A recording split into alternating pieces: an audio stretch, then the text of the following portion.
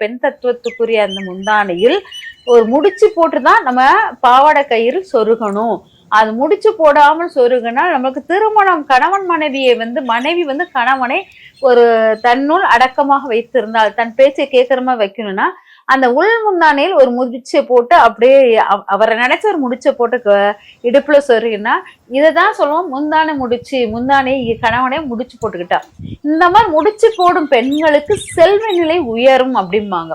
இவங்களுக்கு ஏன்னா இவங்க முடிச்சு அந்த காலத்தில் பாத்தீங்கன்னா சுருக்கு பை இந்த மாதிரி இதுதான் நம்ம வச்சிருப்போம். அதுலதான் வெத்தலை பாக்க வச்சிருப்பாங்க, காசு வச்சிருப்பாங்க எல்லாம்.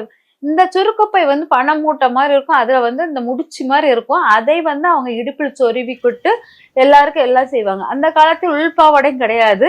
அதனால அவங்க தன் சேலையவே அப்படி கெட்டுவாங்க, சுருக்கு மாதிரி கெட்டுவாங்க. அதுவும் நம்மளுக்கு முந்தானை சுருக்கு தான், முந்தானை முடிச்சுதான். அப்ப இந்த மாதிரி உள் முந்தானையை முடிச்சு போட்டு கெட்டும் பெண்கள் கணவனை வசீகரிக்கும் தெரிந்த பெண்ணாக இருப்பாள்.